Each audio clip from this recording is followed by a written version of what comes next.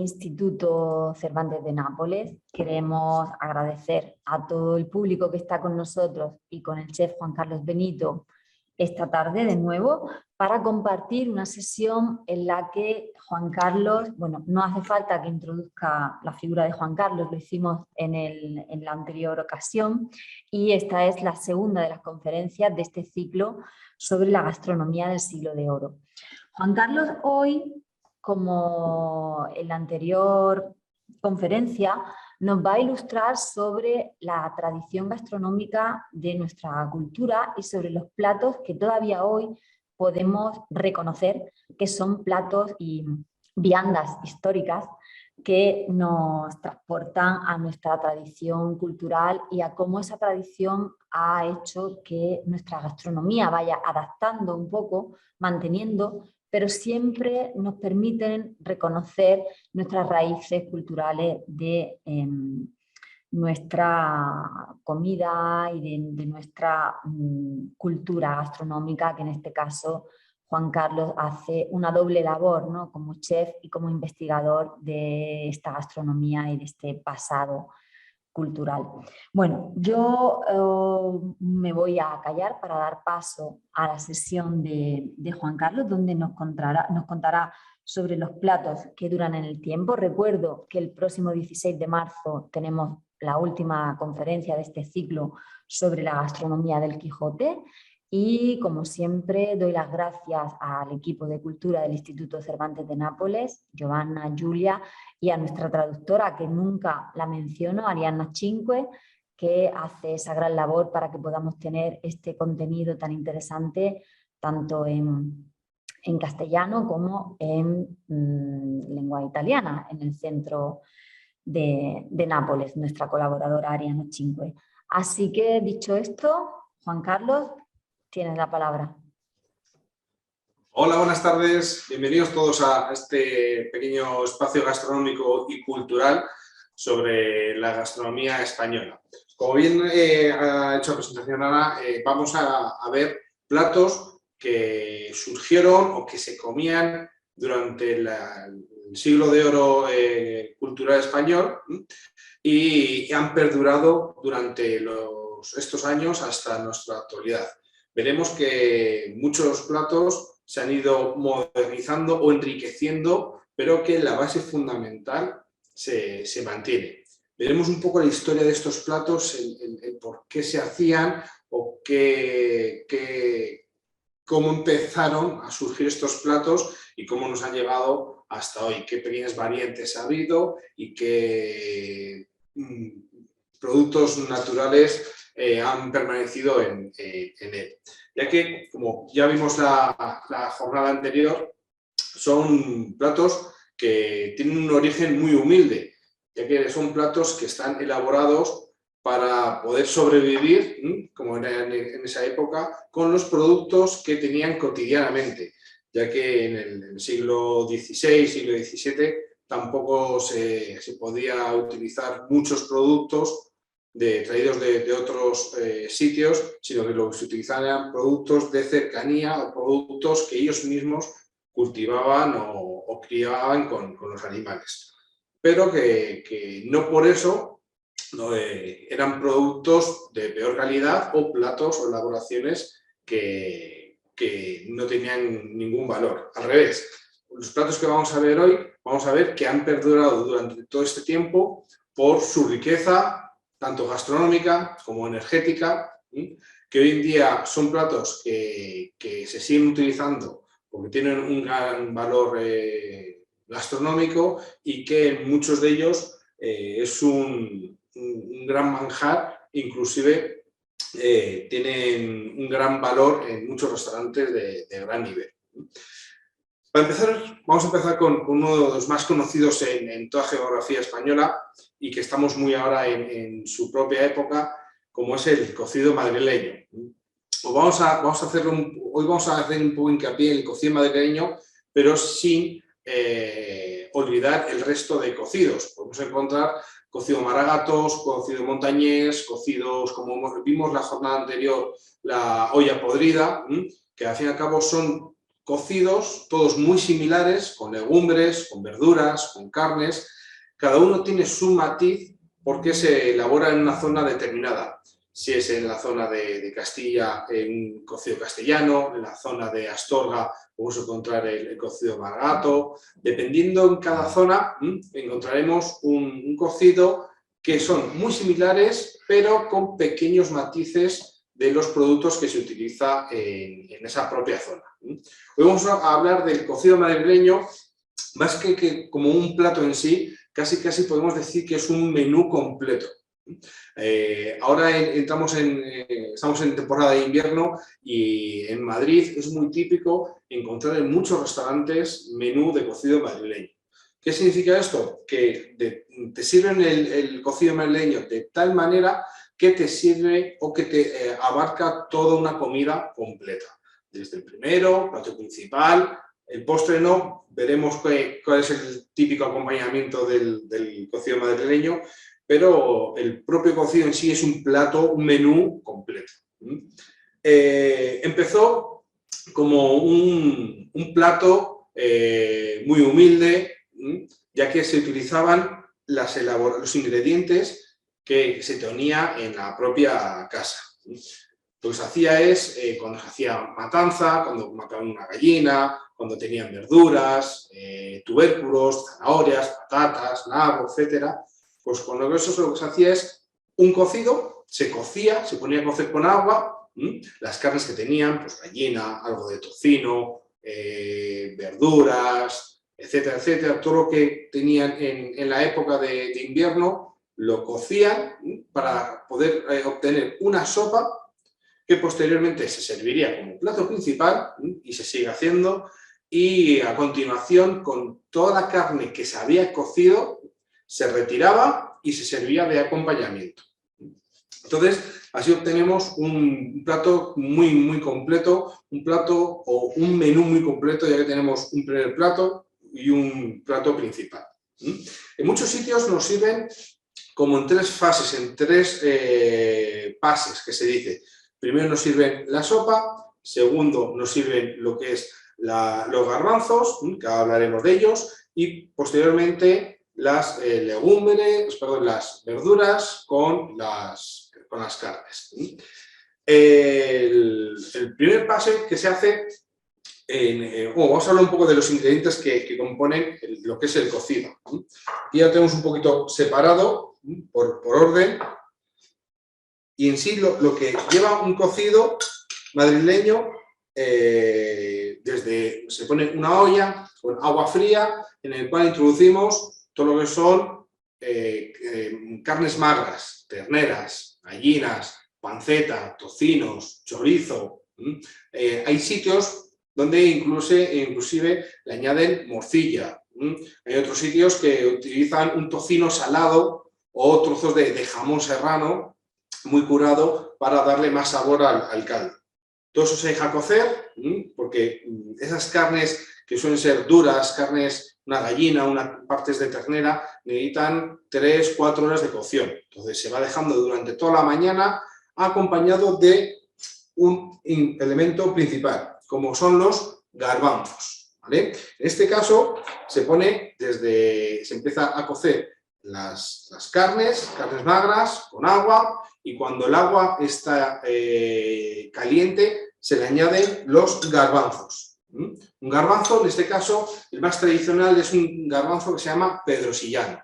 Es una zona de Castilla en el cual es un garbanzo que es de un tamaño muy pequeño, en el interior es muy mantecoso, es muy tierno y tiene un ollejo, una piel muy finita. Entonces, a la hora de comer es muy agradable. Entonces, con el agua caliente, que ya están hirviendo las legumbres, las carnes, añadimos la legumbre, que es el garbanzo. El garbanzo nos va a tardar unas 2 horas, 2 horas y media de cocción, y va cociendo muy lento. Aquí la cuestión es que el cocido madrileño necesita mucho tiempo, pero una temperatura muy suave, sin romper el hervor, pero que vaya suavecito. Una vez que ya tenemos las carnes cocidas, dependiendo un poco de cada carne, se irá sacando durante todo el proceso. lógicamente, la morcilla, por ejemplo, en nuestra zona de Castilla, una morcilla de arroz y cebolla, lo que se hace es, se saca lo primero, porque en 15-20 minutos tenemos la cocción hecha. Seguidamente, el tocino o la panceta nos puede tardar en cocer durante 1 hora, hora y media. Y así sucesivamente, luego las terneras, dependiendo un poco la parte que utilicemos, y por último, suele ser más dura o una cocción más larga, la gallina. Todas estas carnes se van sacando para después, posteriormente, acompañar los garbanzos. Como os he dicho, los garbanzos nos suelen tardar en una cocción de unas 2 horas y media aproximadamente. Con parte de ese caldo donde hemos cocido las carnes y el garbanzo, vamos a cocinar o a cocer lo que son las verduras o las verduras en general. En este caso, vamos a utilizar lo que es un repollo, zanahoria y patata. También podemos añadir rábanos, nabos, etc. Pero los tubérculos más utilizados es la zanahoria y la patata. Igual, vamos cociendo y cuando está en su punto, unos 30-35 minutos, dependiendo un poquito del tamaño, se van retirando. Y ese caldo que hemos obtenido de cocer las verduras, que anteriormente hemos cocido también las carnes y el garbanzo, se cuela. Lo colamos, separamos bien, un caldo totalmente fino, y en él lo que hacemos es cocer algo de pasta. En este caso, un fideo de cabello de ángel, que se llama, un fideo muy, muy finito, para obtener nuestro primer plato, que va a ser una sopa, la sopa de cocido, donde hemos cocido primeramente las carnes, la legumbre, las verduras y los tubérculos. Entonces ahí tenemos todo el sabor en ese caldo, que lo vamos a espesar, vamos a texturizar con el fideo fino, un cabello de ángel, que lo que nos va a hacer es dar un poco de textura al propio caldo y no nos va a aportar gran sabor.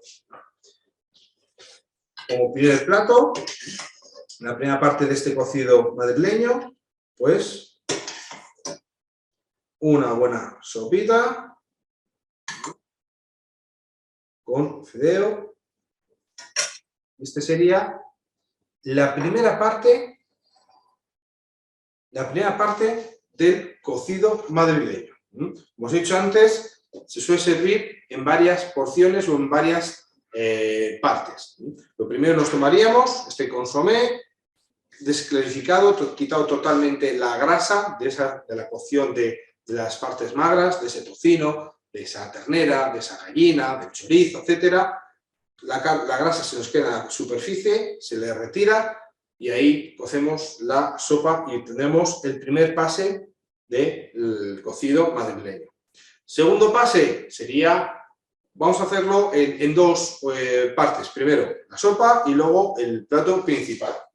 Como os he dicho, podemos hacerlo inclusive en 3 partes. Primero la sopa, seguido los garbanzos y seguido la carne con las verduras. Pero a mí me gusta servir el plato de las legumbres, del garbanzo y las carnes en conjunto, para a la vez ir cogiendo estos garbanzos pedrosillanos, este garbanzo pequeñito, muy tierno, muy mantecoso en el interior, tiene un ollejo, una piel muy muy finita, que casi no la apreciamos a la hora de comer, es muy suave. Por eso hay que cocerlo una cocción muy lenta, muy despacito, que vaya burbujeando el cocido, pero no sea nada agresivo. Entonces colocamos nuestro garbanzo.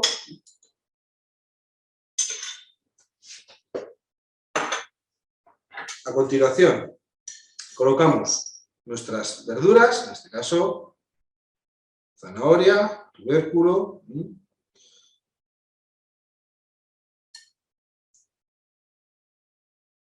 poquito de zanahoria. Es una combinación muy, muy interesante, ya que vamos a tener muchos sabores totalmente diferentes. Tenemos la gallina y la ternera, que son sabores muy intensos, la panceta, un sabor muy gelatinoso, muy untuoso en boca, al tener ese toque de grasa, chorizo, con mucho sabor de salitre, de toque de sal, la zanahoria, toque dulces, patata, etc. La verdad que es muy interesante. A mí me gusta servirlo de esta forma por el tema de ir combinando un poco todos los sabores y todas las texturas, ya que es totalmente diferente el encontrar una patata, encontrar el chorizo, encontrarnos trocitos muy gelatinosos del tocino o de panceta, encontrarnos esas fibras un poco deselichadas de la propia ternera, la gallina, una textura, bueno, ligeramente fibrosa, pero muy bien cocida y aliñada.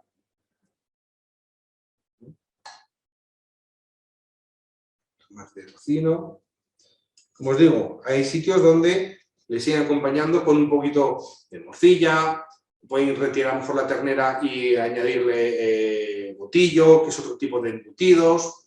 Dependiendo un poquito de la zona geográfica española, podemos encontrar un tipo u otro acompañamiento. También las verduras, acompañamos. En otros sitios, o depende un poco también la zona geográfica, la propia verdura se le aliña con un toque de vinagre, un poquito de pimentón, un sofrito de ajos. Se puede acompañar con varias opciones.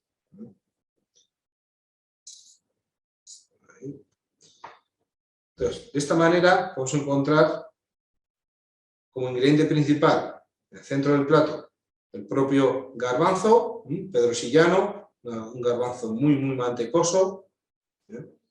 Y a continuación encontramos distintos sabores, distintas texturas que podemos ir eligiendo, como va a ser el chorizo, la panceta, la ternera, la gallina, cada producto con sus texturas, sus sabores,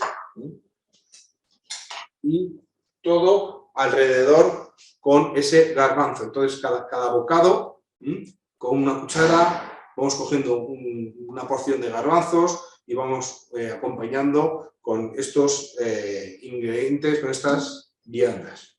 Terminamos con un poquito de aceite de oliva en crudo.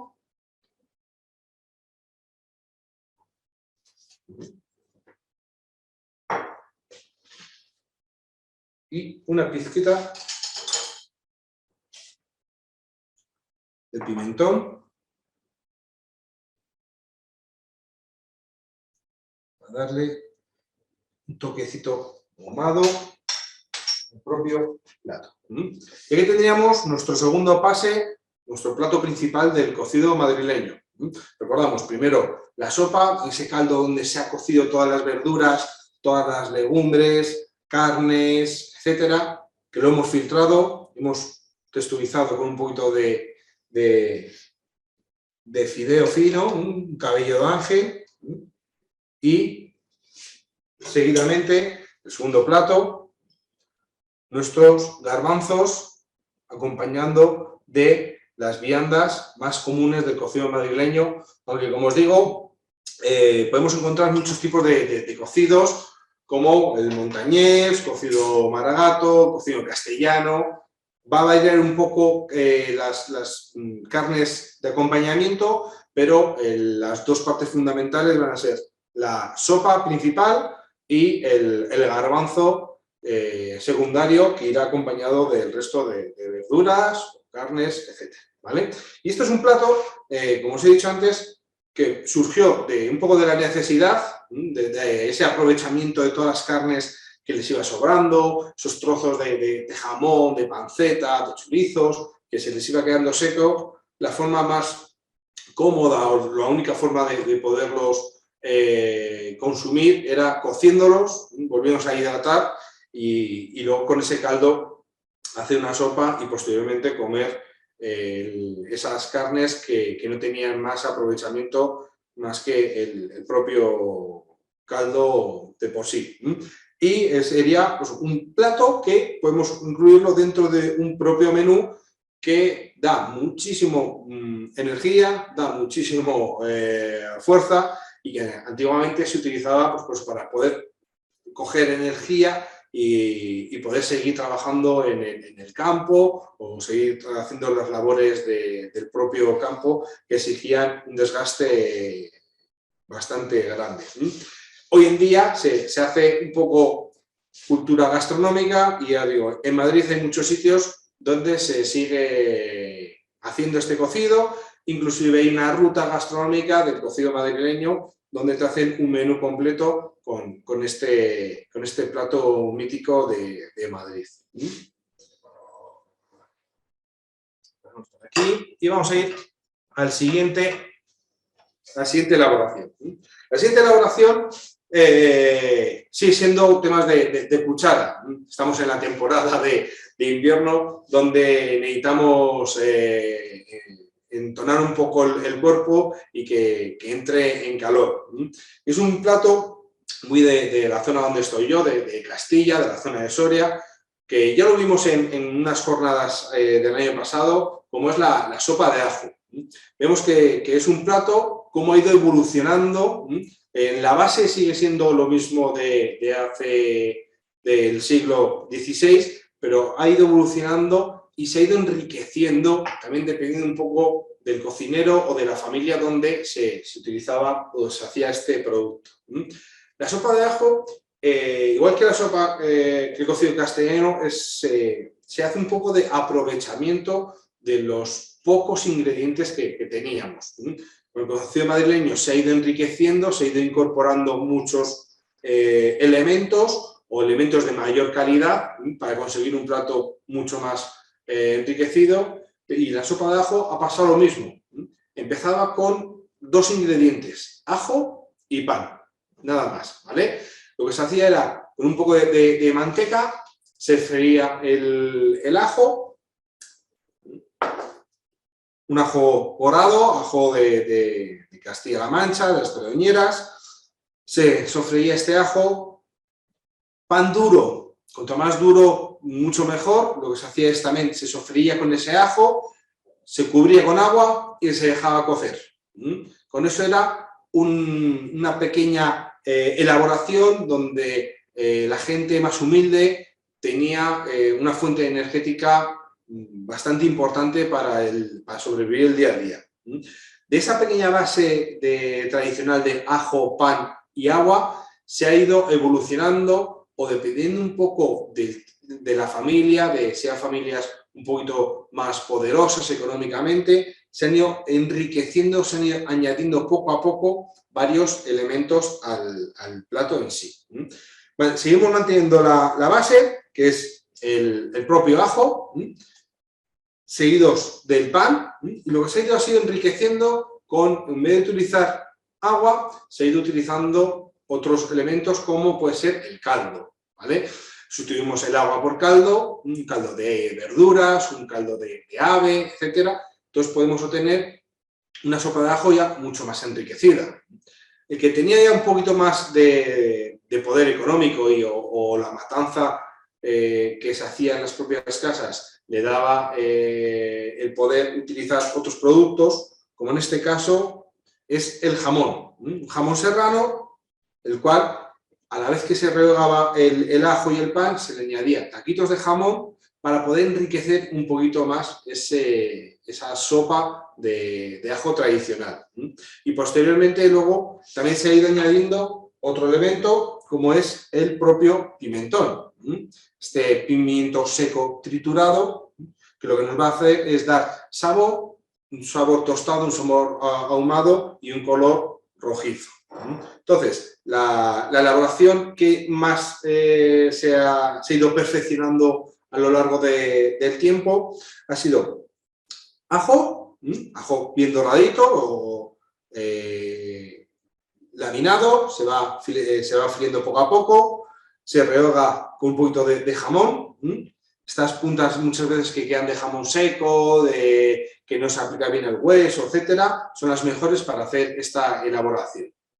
Un buen jamón ibérico de un cerdo 100% bellota, etcétera, sería un poco delito utilizarlo en esta elaboración. Ese jamón lo mejor es comerlo solo. En este caso vamos a utilizar piezas más humildes, un jamón serrano, vamos a utilizar piezas que se nos han quedado un poquito secas, etcétera. Entonces las vamos a destinar para estas elaboraciones. Entonces, el ajo, el jamón, pan, os he dicho pan duro, pan de días anteriores, podemos utilizar perfectamente, vamos tostando, añadimos una pizquita de pimentón y seguidamente tostamos ligeramente, nada, 10 segundos y añadimos el caldo.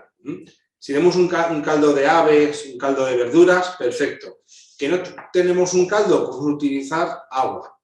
Dejamos cocer, con el jamón, el pimentón ya nos va a aportar su sabor.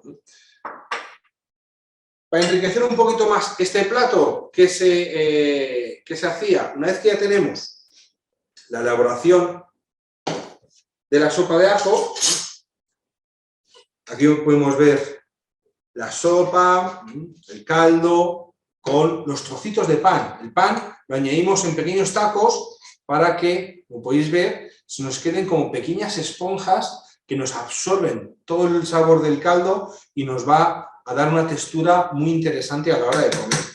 Pues en este mismo cazo que tenemos ya cocido el ajo, el jamón, el pan, vemos, como podemos ver, os enseño así perfectamente, el pan no lo tenemos triturado ni machacado, simplemente en trozos que va a absorber el caldo. En este mismo ya sopa de ajo, lo que hacemos es escalfar un huevo. Añadimos un huevo, cascamos un huevo en el interior, yo lo tengo aquí ya preparado, y lo que hacemos es, como podéis ver, aquí tengo escalfándose el huevo, tenemos el huevo escalfado que nos va a servir de acompañamiento de la propia sopa de ajo.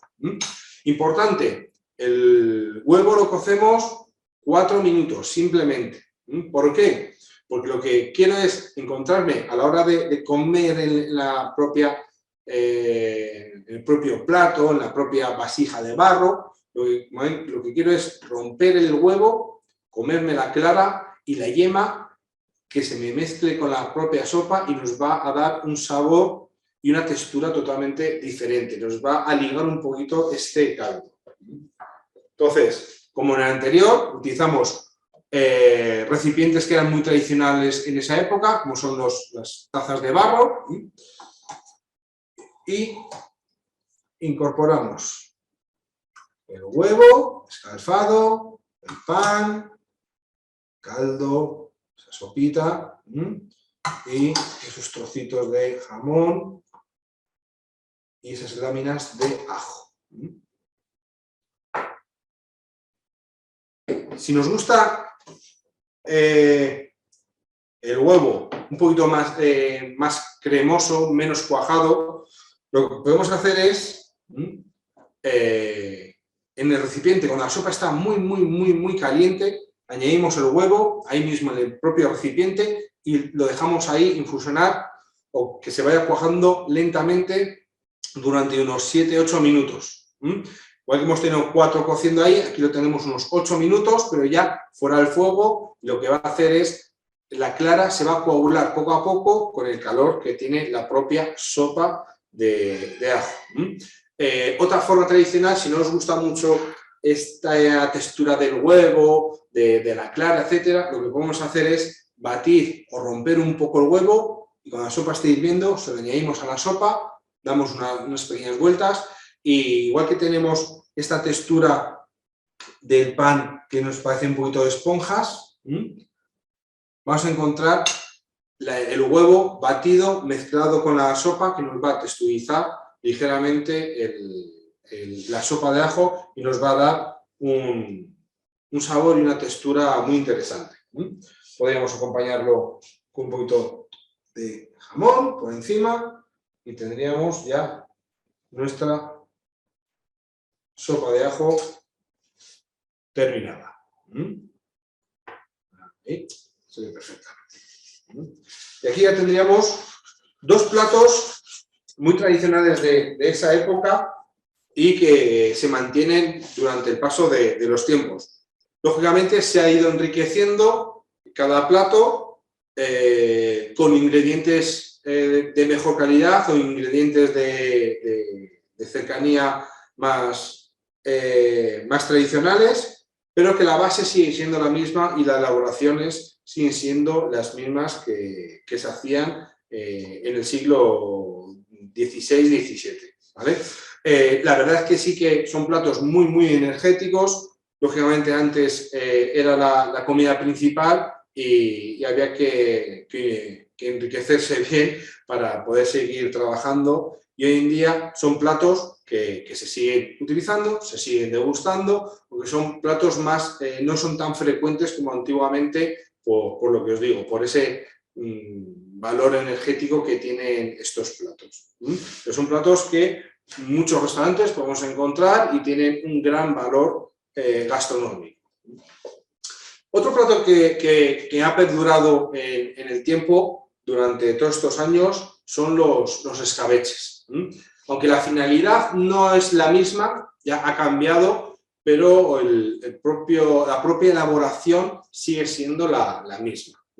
Antiguamente, en los siglos XVI, XVII, no había frigoríficos, no había forma de mantener los alimentos, y una de las formas más utilizadas que se podía hacer en las casas sin gran infraestructura eran los escabeches, ya que cuando se mataban, se sacrificaban gallinas, pollos, etcétera, o el cerdo, o inclusive algunas verduras, lo que se utilizaba es el método del escabeche, la utilización de vinagre para poder conservar estos alimentos que cuando están en temporada son muy abundantes y no podemos aprovechar todos en esa temporada y los queremos guardar para meses sucesivos. Podemos escabechar verduras, por ejemplo los pepinillos, agridulces, se utiliza una base de vinagre. Lo más tradicional en las casas era el utilizar el escabeche, que es una cocción de un producto, como por ejemplo el pollo, conejos, lomo de cerdo, etcétera, cocerlo en una base de vinagre y aceite, o una materia grasa que se puede sustituir por aceite de oliva, por aceite de semillas o por la propia manteca.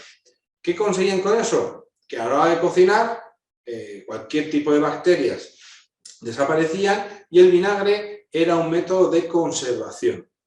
Esos productos que se escabechaban, el pollo, conejos de caza, liebres, etcétera, se cocinaban en esa base de vinagre, un vinagre tradicionalmente de vino, y lo que hacíamos es conservar ese producto durante mucho tiempo para poderlo aprovechar en meses que no tendrían la opción de cazar o la opción de sacrificar estos tipos de animales. Esa es la idea que se tenía o que se utilizaba en esa época. Hoy en día, por suerte, tenemos pollos, o también por desgracia, tenemos los animales o tenemos verduras al alcance de la mano cualquier día del año. Entonces, no necesitamos el escabeche como una forma de conservación, pero lo que utilizamos es una forma de gustativa, una forma de darle un sabor tradicional a muchas elaboraciones. En este caso, hemos hecho un lomo de cerdo, podemos utilizar lomo de cerdo, podemos hacer un muslo de pollo, podemos hacer un conejo, podemos hacer inclusive pescados. Una forma de mantener un pescado o de darle un sabor totalmente diferente a un pescado es haciéndolo en escabeche. Podemos hacer verduras, podemos hacer setas, micología. Es muy interesante el escabeche, que ahora utilizamos no como método de conservación como era antiguamente, sino como un método gustativo. Buscamos ese sabor a acidez, ese sabor a escabeche tradicional, acompañado de verduras, de tomillos, de romeros, de especies que le van muy bien al propio producto. ¿Cómo lo hacemos? En este caso el lomo lo que hemos hecho ha sido utilizar una pieza entera. Se dora la pieza de lomo con un poquito de sal y pimienta y lo que hacemos es cubrimos con una parte de vinagre por 2 de aceite. Siempre el doble de aceite que de vinagre. Cuando está cubierto añadimos cebolla, zanahoria, un trocito de canela, pimienta en grano, un poquito de tomillo, romero y dejamos cocinar, dependiendo un poquito el tamaño del lomo, unos 20 minutos aproximadamente. Vamos pinchando en el centro del lomo y cuando vemos que ya nos sale un juguillo color rojizo, lo retiramos y lo dejamos enfriar. Dejamos el escabeche, si lo dejamos 2-3 días, muchísimo mejor, porque la pieza se asienta y interiormente va absorbiendo ese sabor a vinagre, ese sabor a las especias, al tomillo, al romero, a la canela, etc. Y esos 2-3 días nos va a madurar un poco la pieza y lo que va a hacer es equilibrar un poco los sabores de acidez. Si lo dejamos en nevera durante un mes, perfecto, también. Lo que pasa es que con el tiempo va cogiendo más sabor ácido, un sabor más al propio vinagre. Que queremos conservar una pieza durante mucho tiempo, un mes, 2 meses, pero no queremos que esté tan subido de vinagre, que no esté tan, que tenga ese sabor al propio vinagre. Lo que vamos a hacer es trabajar un poquito de la cantidad de vinagre y sustituirla por vino blanco. Y ese equilibrio de vinagre, vino blanco y aceite nos va a dar el toque ácido al propio elemento y nos va a ayudar a que aguante durante más tiempo en nevera. En este caso, el lomo lo hemos fileteado como si fuese un embutido y simplemente lo podemos utilizar como plato principal o lo podemos utilizar en una ensalada, podemos utilizarlo para hacer unos canelones fríos, podemos utilizarlo de muchas maneras. También tenemos la propia verdura que hemos escabechado, zanahorias, cebolla, etcétera, la cual la vamos a poner de acompañamiento. Aquí podemos jugar un poco también con las propias texturas de las verduras. Si nos gustan las verduras muy melosas, muy tiernas, las añadimos desde el principio en el escabeche y con la cocción se nos va a quedar una textura muy, muy blandita. ¿Que nos gustan las verduras un poquito más tersas? Pues simplemente con añadirlas casi al final de la cocción lo tendríamos hecho, ¿vale?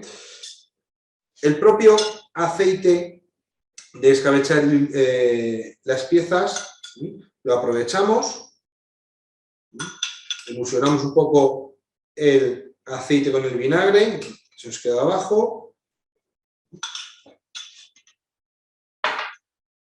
Y terminamos con unos pequeños brotes. Para dar un toque más verde, más fresco. La verdad es que el escabeche es una elaboración que es un poco atemporal, ya que, igual que tanto el cocido madrileño, la sopa de ajo, son más de invierno, más de temporadas de frío, para entonar un poco el cuerpo, el escabeche es un plato, una elaboración que es tanto de invierno como de verano. En verano podemos comer frío, como un embutido, un plato en una ensalada, etcétera, o en invierno simplemente dándole un pequeño calentón en microondas, en un pequeño horno, podemos atemperarlo un poco y nos va a servir perfectamente tanto en caliente como en frío.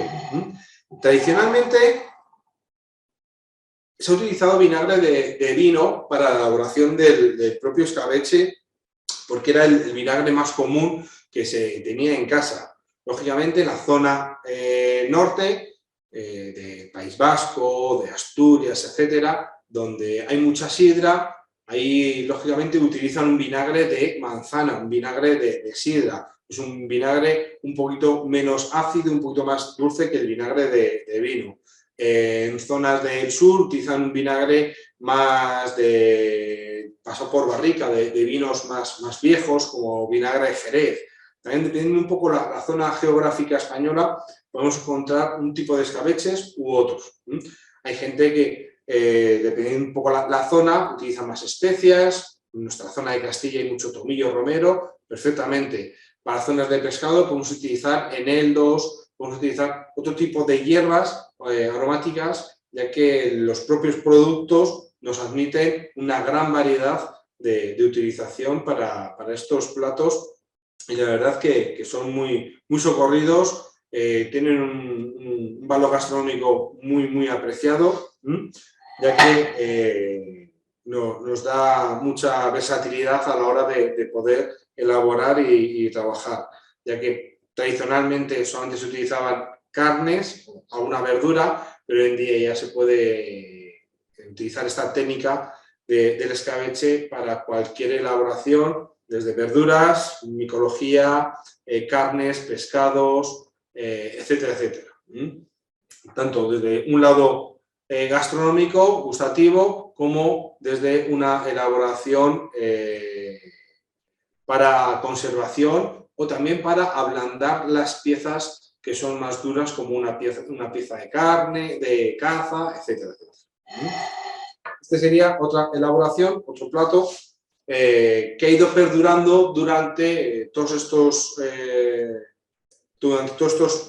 años, y que lo único que ha variado es la finalidad. Antiguamente una finalidad de conservación y hoy en día es una finalidad más gustativa, aunque hay gente que sigue utilizando como un método de conservación aplicando también frío. No como antes, solamente se utilizaba la aplicación del vinagre o del escabeche para conservación. Y ya vamos a por un postre, ya que en esa época también hemos visto que se utilizaba mucho el tema de cucharas, de carnes, platos elaborados con muchas partes magras de distintos animales, pero el mundo dulce también era muy interesante. El mundo dulce, sobre todo con la llegada con el paso por la península de los árabes, dejaron mucha cultura del mundo dulce, con elaboraciones de muchos tipos, con recetas o con elementos de frutas, de mieles, con muchos tipos de masas, etc.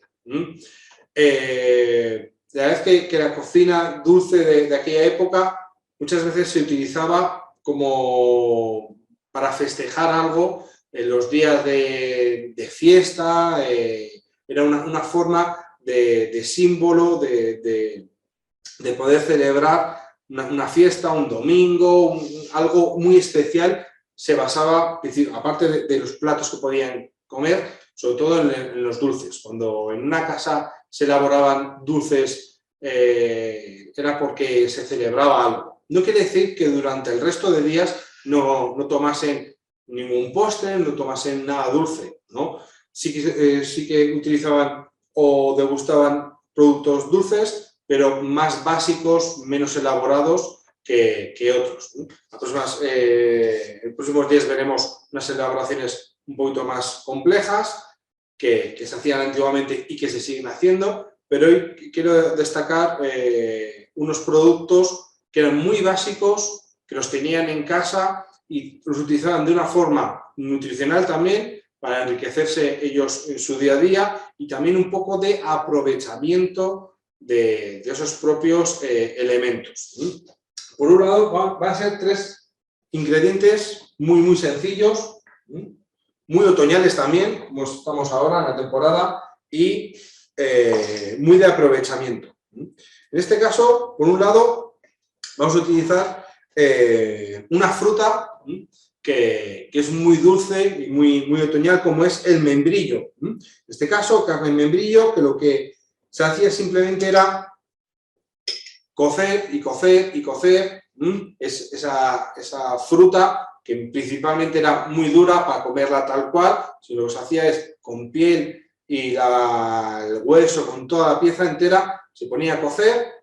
Cuando ya había ablandado un poco, se retiraba la piel y se seguía cociendo poco a poco para que se fuese ablandando. Cuando ya estaba un poquito blanda, se retira el agua y se dejaba, con la propia agua que tenía en el interior del producto, se terminaba cociendo muy despacito. Se ponía al fuego y que vaya toda la mañana, igual que teníamos el cocido cociendo toda la mañana, pues al lado estaba el membrillo cociendo y cociendo.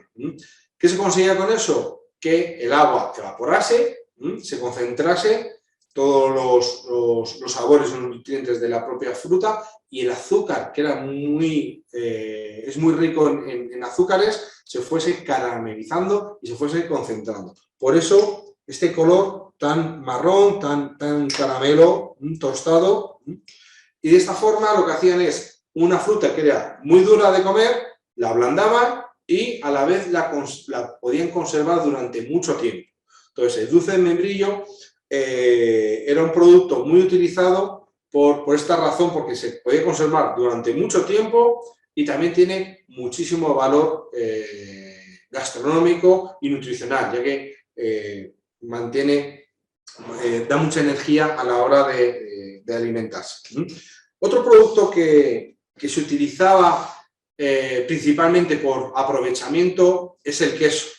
Normalmente en las casas solían tener gallinas, cerdos, y muchos también tenían vacas.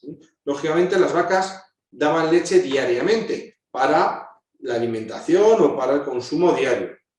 Pero muchas veces iba sobrando leche y lo que se hacía es una forma de conservar, una forma de aprovechamiento de la propia materia prima, era la elaboración de queso.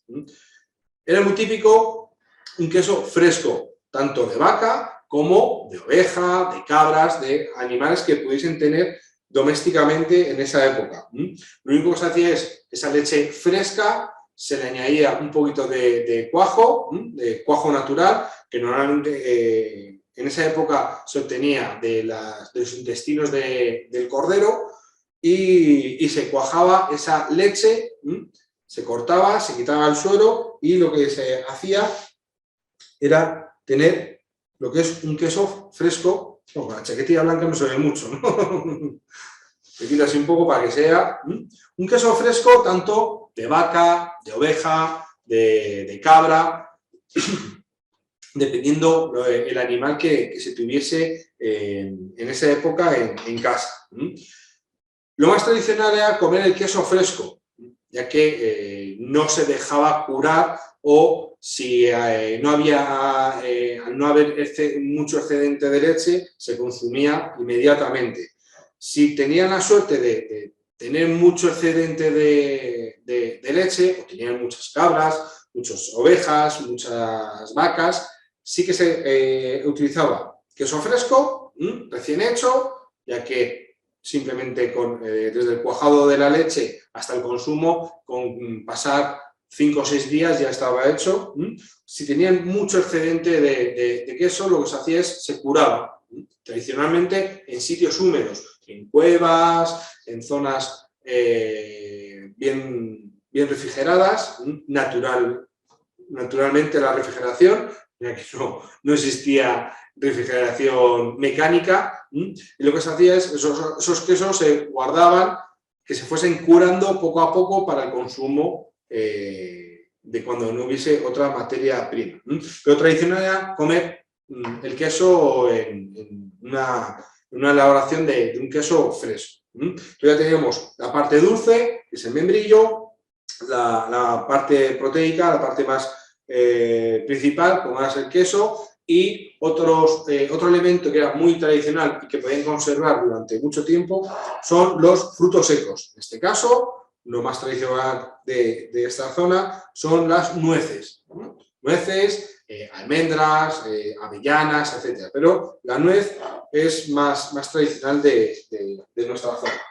Simplemente un acompañamiento, empezamos por la parte dulce, una parte del dulce de membrillo, esa carne de membrillo bien cocida, como si fuese una mermelada de fresa, una mermelada de melocotón, etcétera, pero cocida con su azúcar natural, ya que el membrillo tiene mucha azúcar, tiene mucha pectina, tanto en la piel como en el interior, en el hueso, que esa pectina es una gelatina natural que lo que nos va a hacer es ayudar la conservación. Entonces era un producto que podían mantener durante mucho tiempo y les daba una fuente de energía muy importante en la época. Un poquito más de dulce de membrillo.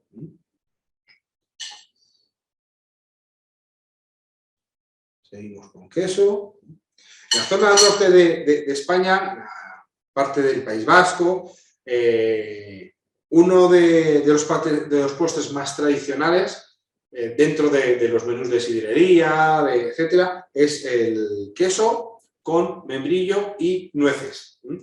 Pues se suele utilizar un queso ya un poquito más curado, porque en aquella zona es muy típico el queso Idiazábal, que es un queso de oveja que está ahumado. Entonces le da un sabor más característico. Pero el queso fresco con el membrillo tiene un gran valor gastronómico que nos va a enriquecer. Entonces hay una pequeña hojita donde a la vez que vamos comiendo el queso fresco nos va a dar el toque dulce del membrillo. Terminamos con un poquito más de dulce de membrillo.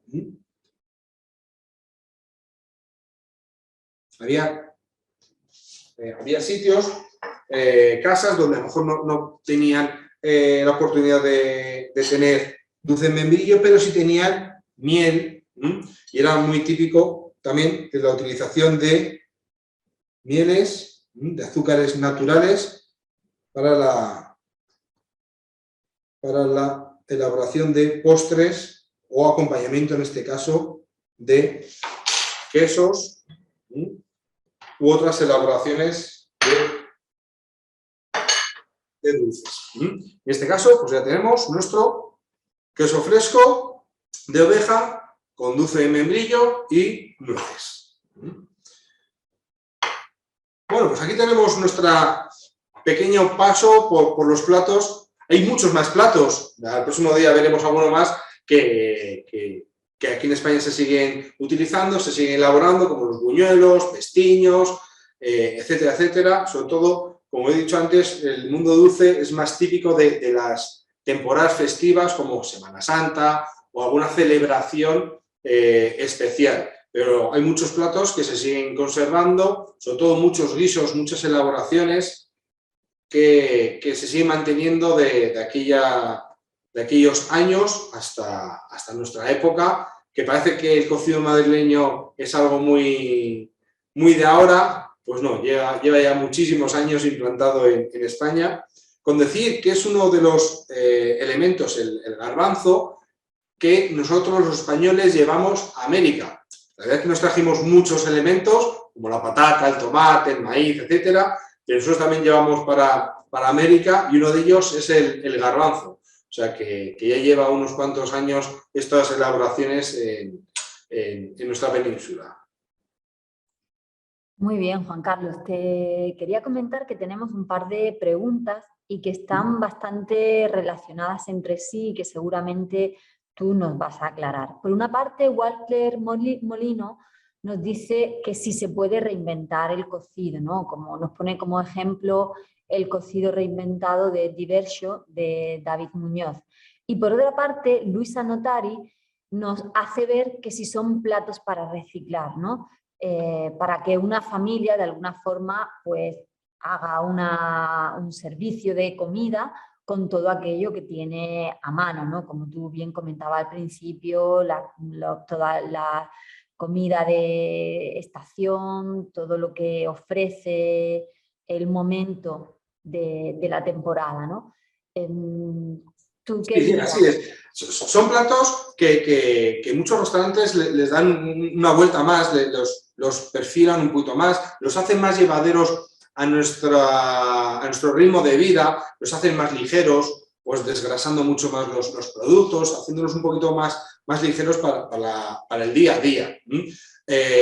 Y hay muchos restaurantes donde, como David Muñoz, los reinventan o los reinterpretan dando distintas texturas a cada producto, utilizando gelatinas, utilizando espumas, utilizando muchísimas versiones. Creo que en la temporada anterior la sopa de ajo la hicimos en una crema, una crema de sopa de ajo, y el huevo iba escalfado, era un huevo frito que iba acompañando, el jamón hacíamos un crujiente. O sea que estos platos en esta versión son muy tradicionales, pero nos da mucho juego a los cocineros de poderlos llevarlo a la temporalidad actual, ya que manteniendo un poco la esencia, los sabores, podemos conseguir una versatilidad inmensa de variantes en los platos.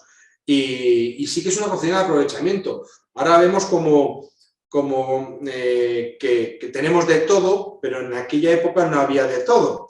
Y lo que os he dicho antes, sobre todo en la sopa de ajo, a lo mejor una familia un día sí que tenía jamón para hacer la sopa de ajo y podían utilizarlo, y otros días no tenían jamón y solamente tenían el ajo y el pan y agua, y con eso tenían que alimentarse. Es una cocina de totalmente una finalidad de supervivencia y de conservar los pocos alimentos que tenemos excedentes, como el escabeche, o lo que os he dicho antes. Hoy utilizamos como gustativo, buscamos ese sabor a vinagre, pero antiguamente buscaban el poder mantener estos alimentos durante el máximo tiempo posible, y una forma de ellas era utilizar el escabeche, ya que no había neveras, no había frigoríficos, no había ninguna forma mecánica de mantener estos alimentos, y si un día mataban 5 gallinas, pues lógicamente se comían una guisada, otra la hacían a la plancha como podían, y el resto lo tenían que conservar de alguna manera, y el escabeche era una gran virtud, una elaboración muy buena para poder mantener esos alimentos durante mucho tiempo y no desperdiciar y no tirar nada, porque en aquella época no tenían nada que tener de desperdicio. Muy bien, Juan Carlos, pues muchísimas gracias.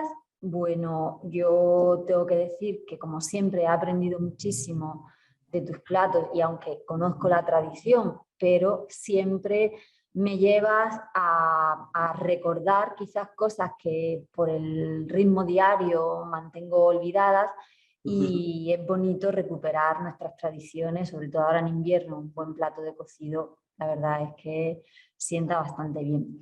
Bueno, pues muchísimas gracias de nuevo, y emplazo a todo nuestro público para el próximo 16 de marzo, donde nos contarás la cocina del Quijote y algunos platos que aparecen en nuestra gran obra del Quijote, y el 16 de marzo a las 4 de la tarde. Muchísimas gracias. Estupendo, muchas gracias. Un saludo a todos. Gracias, hasta luego.